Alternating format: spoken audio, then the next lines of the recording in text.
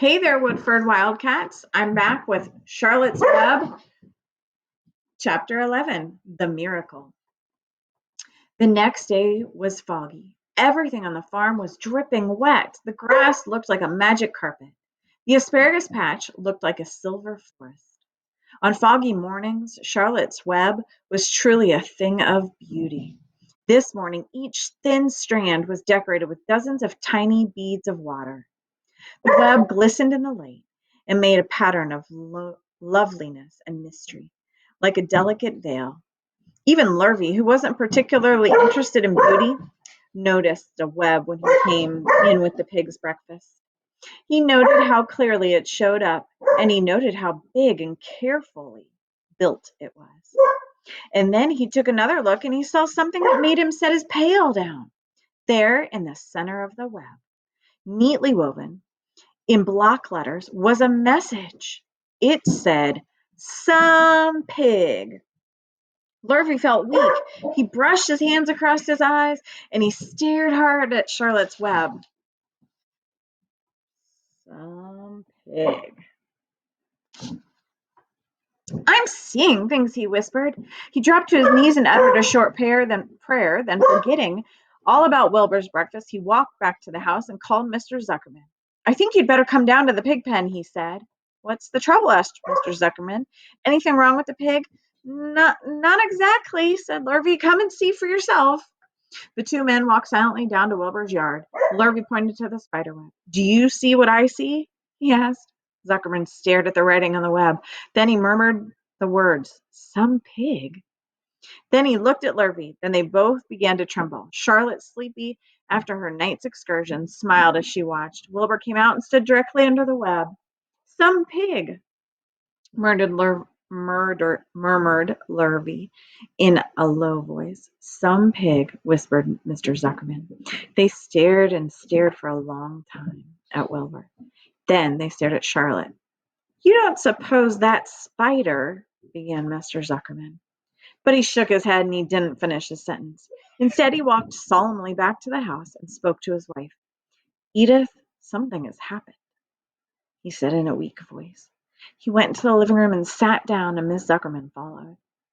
"I've got something to tell you, Edith," he said. "You'd better sit down." She sank into the chair. She looked a little pale and frightened. "Edith," he said, trying to steady his voice, "I think you had best been told that we have a very unusual pig." A look of complete bewilderment came over her face. "Homer Zuckerman, what in the world are you talking about?" "This is a very serious thing, Edith," he replied. "Our pig is completely out of the ordinary." "What's unusual about the pig?" asked Miss Zuckerman, who was beginning to recover from her scare. "Well, I don't really know yet," said Mr. Zuckerman, "but we received a sign, Edith, a mysterious sign. A miracle has happened on this farm. There is a large spider web in the doorway of the barn cellar right over the pig pen, and when Lurvy went to feed the pig this morning, he noticed the web because it was foggy. And you know how a spider's web looks in the fog. And right spang in the middle of the web, there were the words, 'Some pig.'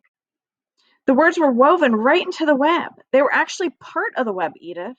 I know because I've been down and I saw them.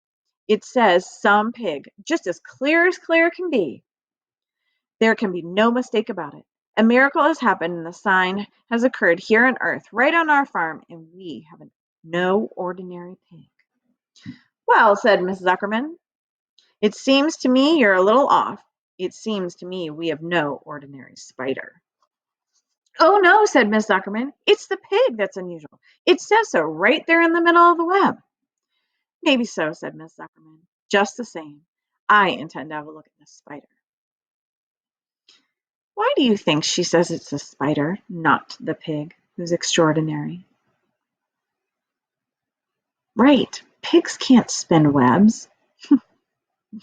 "It's just a common gray spider," said Zuckerman. They got up and together they walked down to Wilbur's yard. "You see, Edith? It's just a common gray spider." Wilbur was pleased to receive so much attention. Lurvy was still standing there, and Mr. and Mrs. Zuckerman. All three stood for about an hour, reading the words on the web over and over, and watching Wilbur. Charlotte was delighted the way her trick had worked. She sat without moving a muscle and listening to the conversation of the people. When a small fly blundered into the web just beyond the word pig, Charlotte dropped quickly, rolled the fly up, and carried it off. After a while, the fog lifted, the web dried off, and the words didn't show up so plainly. The Zuckermans and Lurvy walked back to the house. Just before they left the pig pen, Zuckerman took one last look at Wilbur. You know, he said in an important voice, I've thought all along that pig of ours was an extra good one. He's a solid pig. He's a pig as solid as they come. You notice how solid he is around the shoulders, Lurvy? Sure I do, said Lurvy. I've always noticed that pig. He's quite a pig. He's long and he's smooth, said Zuckerman. That's right, said Lurvy. He's as smooth as they come. He's some pig. When Zuckerman got back to the house, he took off his work clothes and put on his best suit. Then he got in his car and he drove to the minister's house. He stayed for an hour and explained to the minister the miracle that had happened on the farm. So far, said Zuckerman, only 4 people on earth know about this miracle.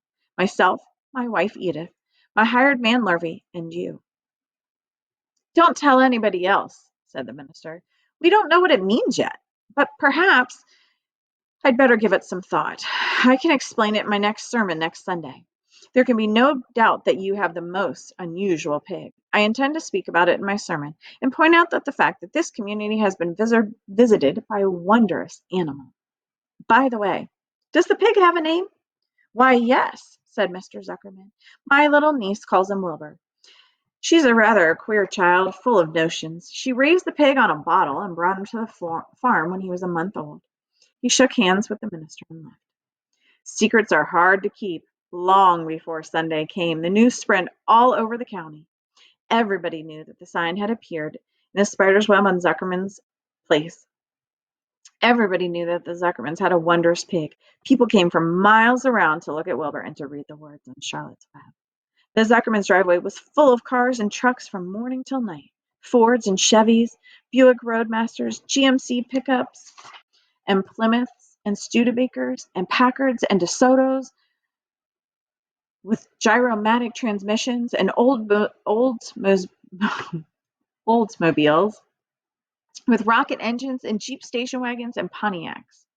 The news of the wondrous pig had spread clear up into the hills, and farmers came rattling down in buggies and bucketboards to stand for hours after hour at Wilbur's pen admiring the miraculous animal. All said they had never seen such a pig before in their lives. Here's all the people who have come to gather at the farm.